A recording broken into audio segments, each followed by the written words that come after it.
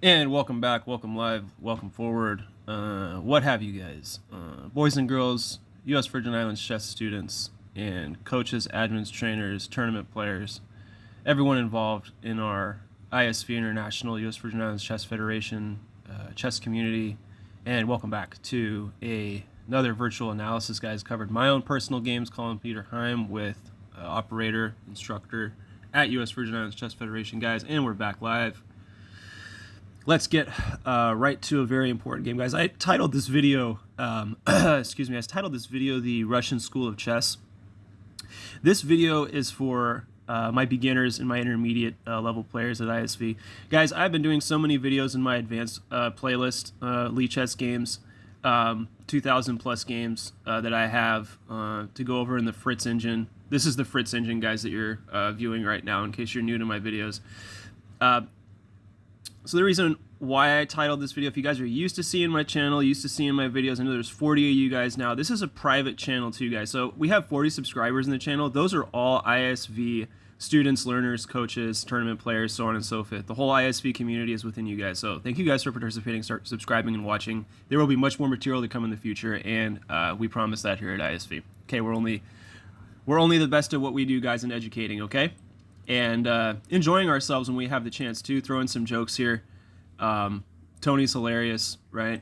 A lot of you guys have a lot to learn. We all have a lot to learn. Let's be real. Let's be honest. Chess is a whole realm of infinite possibilities, I would say. And let's get into a realm now where we call the Russian School of Chess, guys. Okay, so this is a theme that we've been going over in a lot of my videos recently, guys, and we've been teaching it on Saturdays, right? Ruy Lopez, okay? We're going for the Spanish game, as it does, right? And this is something that keeps coming on over and over again in our lectures, okay? And it's something that we want to look over again today with a positive outlook, okay? So I call this video, guys, ISV chess versus the Russian School of Chess, because this move, Knight to d4, is the Russian School of Chess, okay? Now, guys, I will never teach you guys to play Knight to d4, okay? I will never, ever, ever teach you guys to play Knight to d4. I will never instruct anyone at ISV to play this move because of the wonderful things we do at ISV. Yes, congratulations, guys, if you've made it this far. We're about 3 minutes in. And this is going to be a little casual video, but still strict for my beginners. So if you guys are beginners, again, you should be watching this video and learning from a less advanced level game. But we're also going to go over some themes and topics that are very important, okay, for you guys to improve in your chess understanding when you guys play over the board at our FIDE tournaments, or if you show up to class, or if you just play online, LeeChess, chess.com, whatever the case. Okay. So let's continue. Knight to d4. Well, guys, you this is a book move, okay? You take one time. And after my opponent here from Russia, his name was Vasily 1982 from Russia. It says so on LeeChess. I'm looking at it now. Okay, Vasily 1982. Okay, so wow. Okay, so captures. Knight captures on d4, e captures on d4, and c3. Okay, c3. We want to claim the. We want to win that pawn in the center of the board. But black is going to play the ever so vicious, what appears to be vicious, queen to g5. And guys, when we look at the board here, we notice that the bishop is under attack. Now we're playing as white here. My opponent here is playing with black. The g2 pawn, right? Okay, well, guys, the move to play here is bishop f1, okay? But I'm going to show you guys what to do against an opponent that's a little less strong, and we're going to go exactly against the grain here, and we're going to go all out red, okay, for my beginners, okay? And we're going to castle into this, okay? Queen g5, short castles, and queen captures on b5. Well, guys, I'm allowing my opponent to capture here on the b5 square, and let's continue with the game. So, queen captures on b5 and c captures on d4. d6 played by my opponent. Knight to c3, going after the queen. And after knight to c3, queen to c4. Well, queen to c4 was not best. It was better to play queen to d3 and then I'll play rook e1. Maybe he'll play knight f6. I'll push here. If takes, takes. And well, I don't know. I think I still maybe like what's going on here. I'm not exactly sure. So you go here, I go here. Takes, takes, takes, takes. Okay, and I would much rather play with white in that position. So anyways. Okay, so queen to c4 instead of queen to d3. And now let's go for d5. So guys, for my beginners, again, this is a beginner level course game. So we have the center. Black is still undeveloped completely on the king side. We see the knight, the bishop, and the rook still all on their starting squares. And white is claiming the center despite being down a minor piece. Okay, we gave up the light squared bishop, and black has his light squared bishop prepared to enter into the battlefield, okay? So we have d5, bishop to d7, and f4, okay? Bishop to d7 was best, but now f4 is good. I love how the engine doesn't love anything that I'm doing in this game. Okay, so now queen to d3 played over my opponent. So my opponent said, okay, I was a little late, a little hesitant in getting to d3 soon enough. Bishop to d7 was played in anyway, so these aren't like bad moves played by black anyway, guys. The point is that white has the center with these three pawns, the f4 pawn, the e4 pawn, and the d5 pawn. And we're going to demonstrate now at move 11, okay? So they want me to trade queens here. I'm going to play queen e1, okay? My opponent threw a check, which is evidently not best. I played king h1 and bishop e7. Okay, guys, so here's the position. Don't be intimidated. Don't be afraid of this position. Don't think that you're any worse here with white, okay? Just simply because your opponent has an extra minor piece for a pawn. Okay, I have 8 pawns, and my opponent has 7 pawns, and I'm ready to strike in the center. Guys, you have white pieces in this game. If you're learning intermediate level, guys, find the move that we need to play with white here. You're conducting team white. Find the best move for white. Pause the video. Give you a couple of seconds. e5. e5 is best. Well, my opponent captured with his d-pawn. And after d5, this is what I was expecting. fe5. Chops. Horse h6. Well, maybe it was just better to move a bishop or move the queen. Yeah, maybe just bishop c5. I like bishop c5 a lot. Okay, but we have knight h6, and I played d3. d3 is best, and my opponent got his horse closer on the g4 square, and now we are reaching a critical position of the game. Guys, you need to play queen g3 here one time. Now there's no check here because I just capture. Okay, I have defense on f2. So queen to g3, and now that lets my opponent capture the pawn here on e5. Knight takes on e5, but the engine says that this is a mistake immediately, guys. So what do you guys do here in this position if you have white pieces on move 17 after knight e5? What do you guys play? Well, guys, in chess, we want to build our pieces and make sure that our pawns are defended and create double attacks, okay? Well, the engine wants me to play bishop e3. I looked over this move and I thought it was pretty decent because after I attack the queen and he takes the pawn, now I'm swinging my rook over to the d1 square. And if the queen goes to, let's say, c4, for example, now I can play this move, queen captures on g7. And in this position, if long castles, which is highly unrecommended in the position, which we'll go over because this is actually what happened in the game, we will take a look at that. Okay. All right. So queen to g3 and queen to g3. Knight takes on e5. And instead of bishop to e3, guys, I played bishop to f4. And my opponent played bishop to d6, now giving more coverage to the knight. Okay, guys, be a chess player and now find the move that we need to play for white in this position. Go with your instinct, right? If you're just new to chess. Queen captures on g7. That's correct.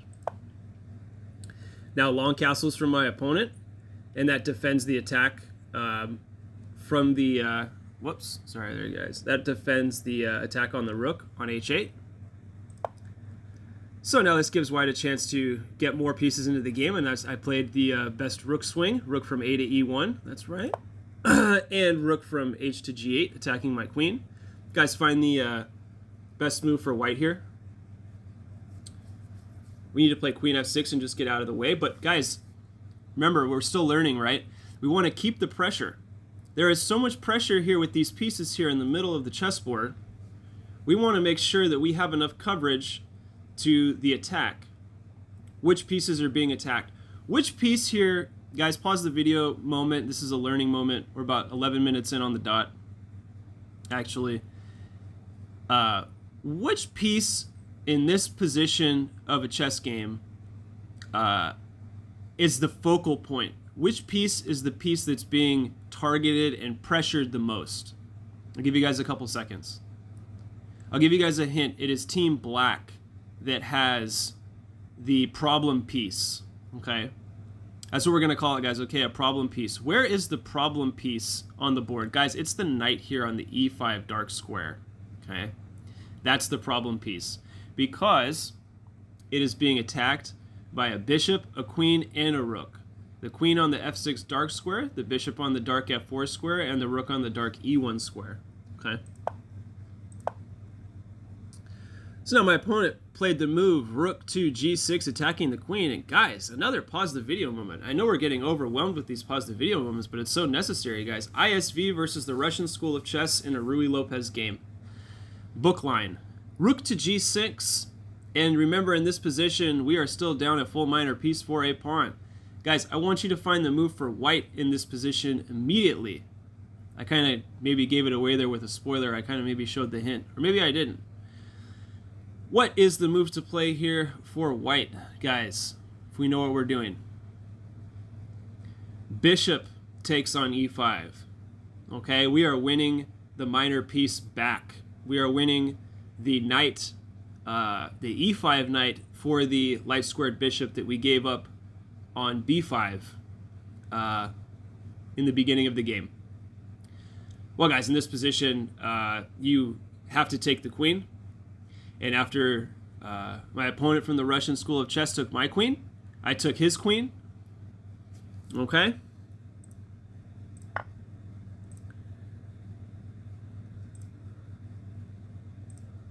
So we have bishop g6, we have bishop d4.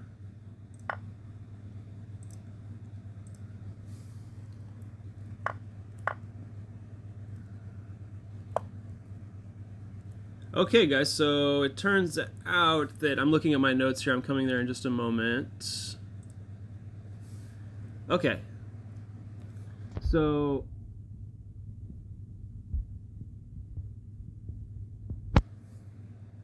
I did not capture with the bishop, it appears like. What happened here? Okay, so I captured... Oh, I did capture with the bishop. And he took with the bishop. I took with the queen, and now he took the d3 pawn. Okay, so that's what he wanted. Guys, in this position, how do we settle the score, so to speak? So remember, in the beginning of the game, let's go back to where we started here, okay? Let's go back to where we started here. Remember, in this Ruy Lopez, this knight d4, we captured. Black captured, I played c3, and immediately queen to g5. Well, the safest move and the best move is just that green square on f1, guys. But instead, in this game, what did we play? We castled short into it, giving up the bishop, taking the pawn in the center, and now building. Okay? So that was the course of that instance. Okay? So, we have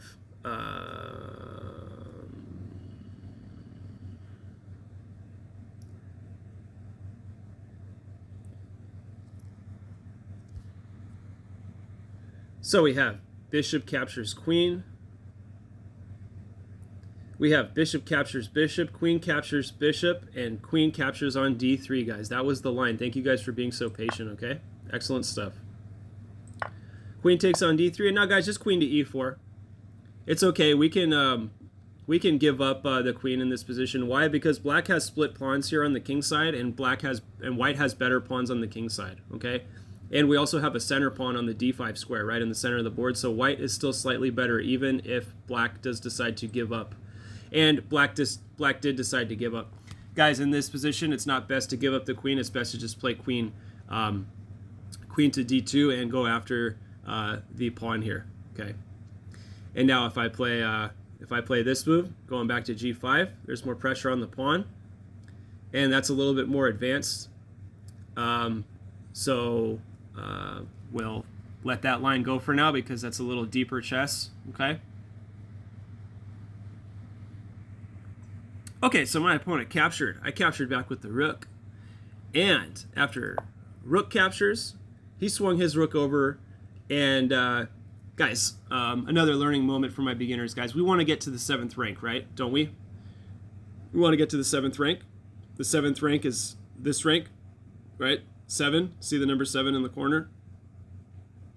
In the coordinates? Okay, rook e7. b6 played by my opponent, the Russian school of chess. And now, guys, you take with the right rook, okay? You take with the f rook. Okay, captures, captures, captures. And now we are entering the endgame with a minor piece and a major piece on the board. My opponent played the move h6, g3.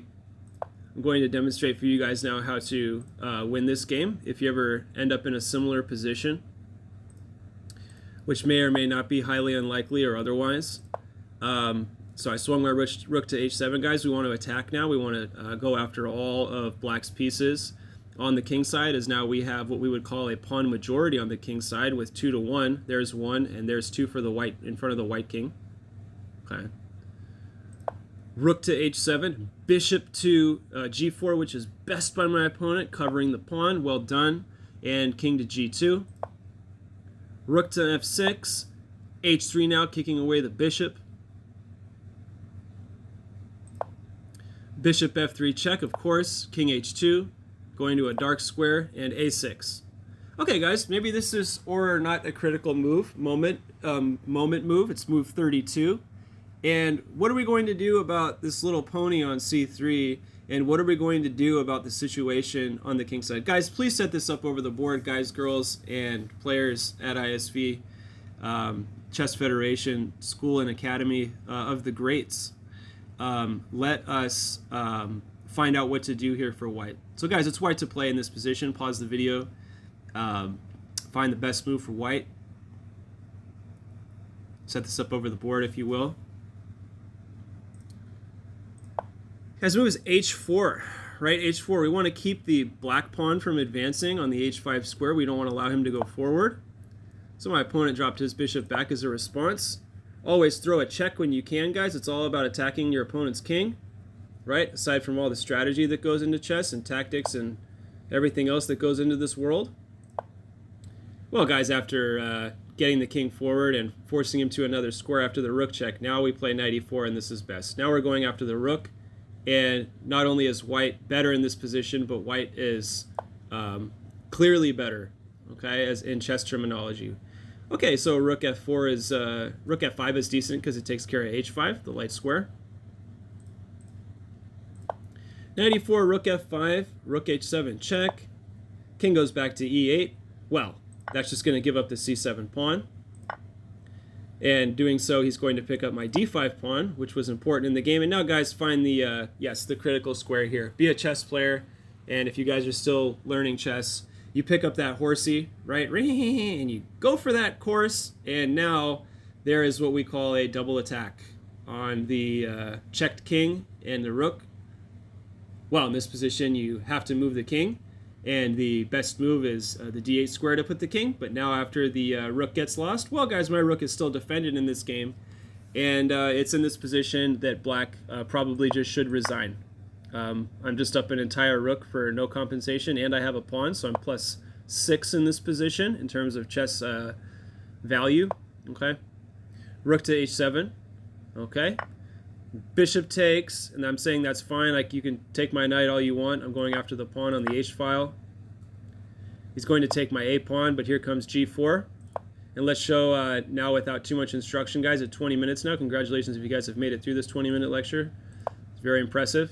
I'm going to show you guys now, just demonstrate very quickly how to win this position. Your B5. We're going to make room for these pawns. It's all about pushing pawns and going for the endgame as soon as possible in advancement. So bishop to B1. Now my opponent wants to cut off the diagonal and the pawn from reaching. But that's okay. How do we deal with that, guys? Well, we don't push the pawn yet. First I check the black king. King moves over, G5, and A4, H6, B4, H7. Wait.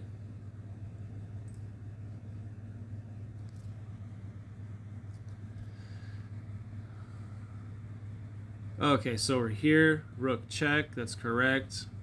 Over here, pushing up the board, right? A5, good stuff. G6, yes. G6 and A4.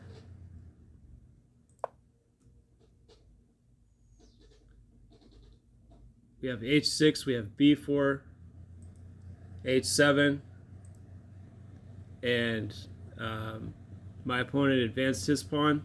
Again, I queened.